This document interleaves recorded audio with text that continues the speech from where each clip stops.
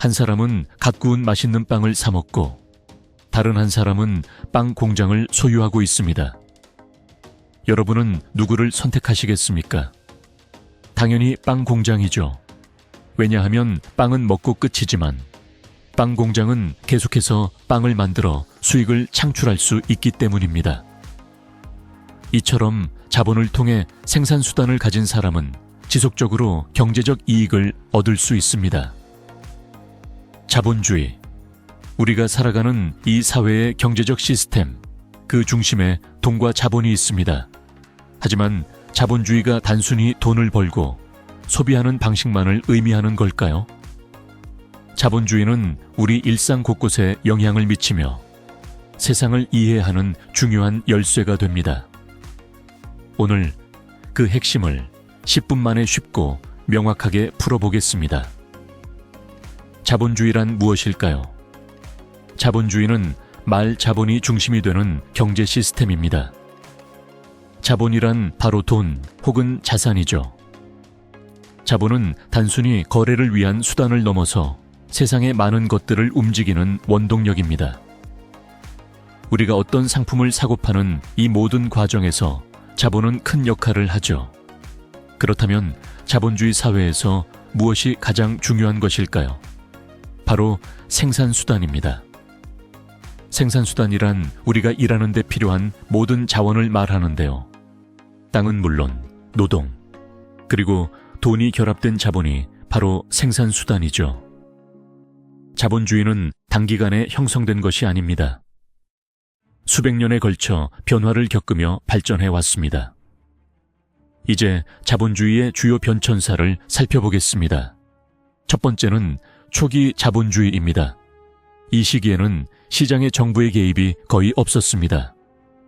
모든 경제활동은 자유경쟁을 통해 이루어졌죠. 상인들이 자유롭게 거래하고 기업들이 경쟁하며 시장을 이끌었습니다. 예를 들어 카페들이 가격을 낮추기 위해 경쟁하는 모습을 상상해 보세요. 이론적으로는 경쟁이 시장의 효율성을 높이고 소비자에게 더 많은 혜택을 줄 거라 생각했습니다. 하지만 현실에서는 불공정 경쟁이 발생할 수 있었습니다. 예를 들어 카페 A가 건물주로서 임대료를 내지 않으면서 커피 가격을 낮출 수 있다면 임대료를 내야 하는 카페 B는 경쟁에서 밀리게 되죠. 그리고 그 결과 대공황과 같은 경제 위기까지 발생하면서 정부의 개입이 필요해졌습니다. 그렇다면 후기 자본주의와 정부의 역할은 무엇일까요? 두 번째는 후기 자본주의입니다. 대공황 이후 정부는 시장에 개입하기 시작합니다. 정부는 세금을 통해 부를 재분배하고 공공사업을 통해 일자리를 창출하며 경제를 부양합니다. 이런 방식으로 경제가 회복되었지만 정부의 과도한 개입은 또 다른 문제를 초래할 수 있었습니다. 예를 들어 경제 불황이 닥쳤을 때 기업들이 인건비 절감을 위해 직원 수를 줄이려고 해도 노동법 때문에 쉽게 해고할 수 없었죠. 이렇게 정부의 규제가 과도해지면 시장의 유연성이 떨어지고 경제 성장에 제약을 줄 수 있습니다. 세 번째는 신자유주의입니다. 신자유주의는 정부의 규제를 최소화하고 시장의 자유 경쟁을 강조하는 경제 시스템입니다. 미국, 영국, 한국 등은 신자유주의를 채택하며 기업들이 자유롭게 활동할 수 있도록 했습니다. 이로 인해 기업들이 더 빠르게 성장하고 경제가 빠르게 발전하는 긍정적인 면이 있었습니다. 그러나 이 시스템은 기업들의 시장 독점을 초래할 수 있습니다. 자본이 풍부한 대기업들은 경쟁자들을 제치고 시장을 장악하게 됩니다. 그 결과 가격을 낮추지 않고 직원들의 임금을 줄여서 더 많은 부를 축적할 수 있는 구조가 됩니다. 이는 결국 경쟁이 사라지고 시장의 효율성이 떨어지게 만듭니다. 자본주의는 성장과 분배의 문제를 항상 다루어야 합니다.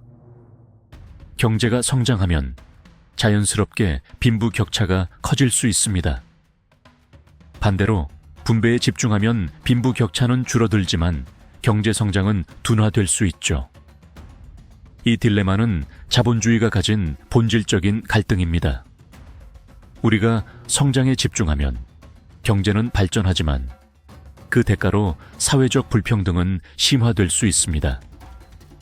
반대로 분배에 집중하면 사회적 평등은 향상되지만 경제 성장은 둔화될 수 있죠. 그러므로 자본주의는 단순히 경제적인 문제에 그치지 않습니다. 그것은 우리가 어떤 사회를 만들지, 어떤 가치를 추구할지에 대한 깊은 질문을 던집니다. 성장과 분배, 우리는 어느 쪽에 더 중점을 두어야 할까요? 자본주의는 단지 돈을 벌고 쓰는 경제체제가 아닙니다. 그 이면에는 누가 이익을 보고 누가 손해를 보는가 라는 중요한 질문이 숨어 있습니다. 우리는 자본주의 사회 안에서 어떤 선택을 할 것인가, 그 선택이 우리의 삶과 미래를 어떻게 바꿀지 고민해야 할 때입니다. 결국 신자유주의에서 돈을 벌려면 변화에 적응하고 자본을 불리고 사람들과의 관계를 잘 활용하며 도전적인 자세로 리스크를 관리하는 것이 핵심입니다. 자본주의를 이해하고 그 속에서 어떻게 살아가야 할지 고민하는 것이야말로 더 나은 미래를 위한 첫걸음이 될 것입니다. 오늘 그 첫걸음을 내디뎌 보세요. 자본주의를 이해하라. 그것이 우리가 나아갈 길입니다. 끝까지 시청해 주신 여러분 감사합니다.